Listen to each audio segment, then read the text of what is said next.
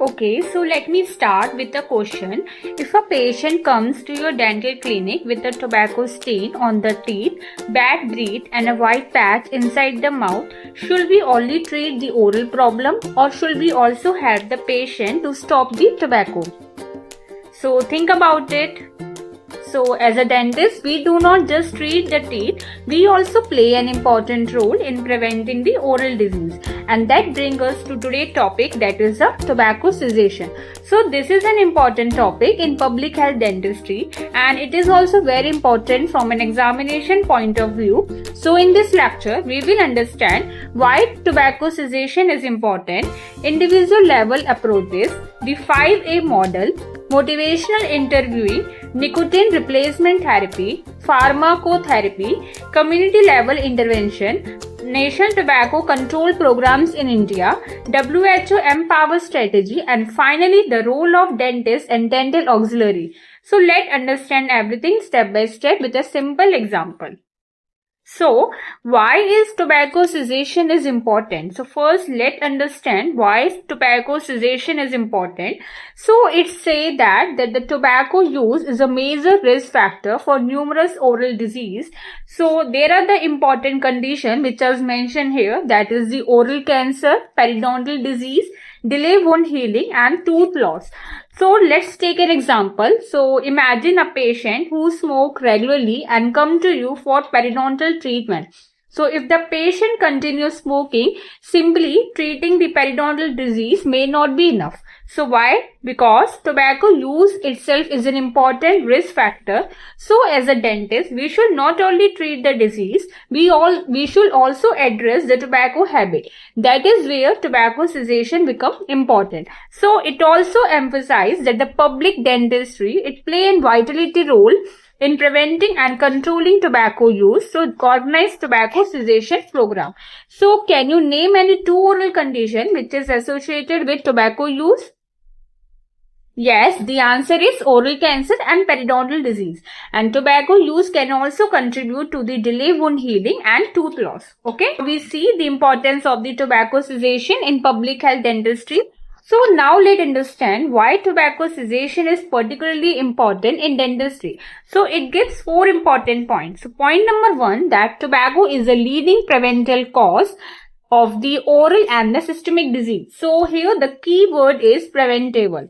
So that means if tobacco use is stopped, we can reduce the risk associated with tobacco exposure. Point number 2, that is dentists are in unique positions. So dentists are in unique positions to identify user and interfere easily. So why? Because patient regularly visit the dental clinic. So during a routine dental examination, we can look at the oral mucosa, gingiva, teeth, tongue, and other oral tissue. So a dentist may identify the sign associated with tobacco use and then provide the cessation advice. Now point number 3, that reduction in the oral potentially malignant disorder and the cancer. So here it helps to reduce the incidence of the oral potentially malignant disorder and the cancer. So stopping tobacco is not simply about improving the oral hygiene. It is also an important preventive measure. Point number 4, that is reduce the complication. So here the complication which is related to the periodontal therapy, prosthodontic and oral surgery. So for example, like suppose a patient is planned for oral surgery. If the patient uses tobacco cessation becomes an important part of the patient care. So remember, tobacco cessation, that means it will better and the overall oral health and better dental care outcome. So these are all the important points you should remember for the why the tobacco cessation is important here. Okay. Now approaches to the tobacco cessation. So now we come to the most important section. So how we approach for the tobacco cessation. So here approaches to tobacco cessation is divided into, that is 2 levels. That is the individual level intervention and the second one is community level intervention. So let's first discuss the individual level intervention. So here it was first, that is a behavior counseling, that is a 5A model. So this is a very important exam point. So it gives the 5A model for behavior counseling. That is the 5A. That is all are start with A. Okay. So first one is ask. So here we ask the patient about the tobacco use. For example, as a dentist, you ask, do you currently smoke or use any form of tobacco? So we should identify whether a patient uses tobacco. Second one is advice. So once tobacco use is identified, we advise the patient to quit. For example, as a dentist, we should explain how the tobacco can affect your oral health. I strongly recommend that you quit the tobacco. Simple and clear.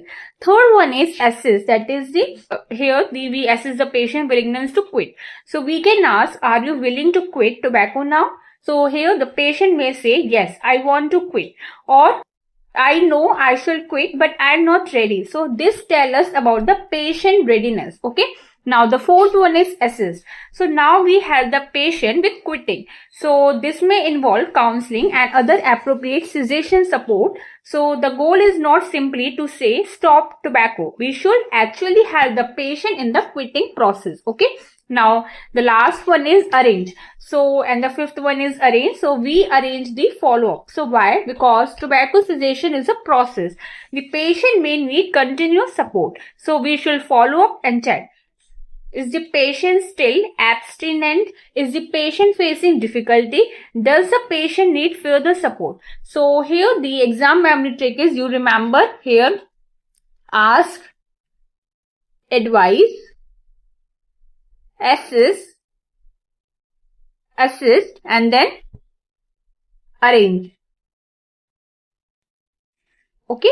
So the 5 steps, these are the 5 steps you should remember. Okay. Okay, then now let's move to the next individual level intervention, that is the motivational interviewing. So here the patient-centered counseling is used to explore the ambivalence and strengthen the motivation. So let's simplify this. So what does patient-centered mean? So it means we focus on the patient thought, feeling and motivation. And what is ambivalence means? It means that the patient has mixed feeling. For example, I want to quit smoking because it is harming my health, but at the same time I enjoy smoking and I do not think I can stop. So this is the ambivalence. So here the dentist use communication to explore these feelings and strengthen the patient motivation to quit. Okay. So for example, like instead of saying you must stop smoking, we can ask, what do you think will be the benefit if you stop smoking? The patient might answer, my mouth will be healthier, I will save money and I will feel better. So this helps the patient recognize their own reason for quitting. Okay. Okay, now the third one is nicotine replacement therapy. So now let's discuss the nicotine replacement therapy, which is commonly abbreviated as NRT. So here it mentioned like lozenges, patches, nasal spray and inhaler, which is help manage the withdrawal symptom. So why do we need this? So when a person who is dependent on nicotine suddenly stop tobacco, they may experience withdrawal symptom. Here the NRT provide nicotine through replacement products to help manage these symptoms. So for example, like imagine a person who smoke every day and suddenly stop. The person may experience difficulty coping with withdrawal. So appropriate nicotine replacement products may be used as part of the cessation plan. Okay, so here you remember the NRT, which is help manage the nicotine withdrawal syndrome. Okay. Now the next one is pharmacotherapy. So here the another approach which is mentioned is that is pharmacotherapy. So here the non-nicotine medications like borrowing or varenicline may be prescribed. So here not borrowing, it is the bupropion. Okay, bupropion or varenicline is used. So these may be prescribed for the tobacco cessation. So here the important point is these medications should be used appropriately under the professional guidance. So don't remember the pharmacotherapy as simple. Give medicine and the patient will quit. So instead remember counseling plus appropriate cessation support plus follow-up are important component of the tobacco cessation. Okay. Now we move from the individual patient to the community level. So this is especially important in public health dentistry. So first one is awareness campaign. So here these can be conducted in school, colleges and communities about the harmful effect of the tobacco. So here The main aim is to educate people about the harmful effect of the tobacco. For example, a dental team can conduct an awareness program in a college. They can explain the harmful effect of the tobacco, oral changes associated with tobacco, and importance of the quitting. So instead of waiting for people to come to the dental clinic, we take preventive educations to the community. Okay. Now the next one is integration with the primary health center. So here the tobacco cessation counseling can be made available in the rural areas, or you can say urban health center. So this help make cessation support accessible to a large population. For example, a patient who is living in a rural area may not regularly visit a dental college, but the patient may visit a nearby PHC, that is a primary health center. So providing tobacco cessation counseling at the primary health center can help reach that population. Okay. Now the next one is school-based tobacco control program. So here it mentions the two important components, that is the educating student, and next one is promoting tobacco-free school policy. So why start early? Because prevention is better than allowing tobacco use to become an established habit. For example, a dental team visit a school and conduct an educational session about the tobacco. So students are taught about its harmful effect, and the school promote a tobacco-free environment. Okay. Now the next one is mobile dental clinic. So here the purpose is to reach the remote population with the tobacco cessation education and the support. So this is particularly useful where access to regular healthcare service may be limited. For example, imagine a remote village where there is no nearby dental clinic. So here, a mobile dental clinic can visit the area and provide the oral examination, education, and tobacco cessation support. So remember the mobile dental clinic that will reach the remote population. Okay. Now let comes to the important public dentistry, health dentistry section, that is the national program and policy in India. So here we first see the national tobacco control program. So here it include like creating the awareness about the harmful effect of the tobacco. Second one is provide cessation service through the tobacco cessation center. For example, a person who want to quit the tobacco can be directed toward the appropriate tobacco cessation service. Now the next one is we see that is WHO MPOWER Strategy. So here the MPOWER means like is a WHO strategy which is related to the tobacco control. So let's learn each letter. So here the M means the monitor. So monitor the tobacco use. That means we need to monitor tobacco use and tobacco control measure. Here the P, that is P means protecting the people from the tobacco smoke. So here the main aim is to protect the people from exposure to the tobacco smoke. Now O means that is offer. So here offer help to quit. So this means providing support for the people who want to stop tobacco use.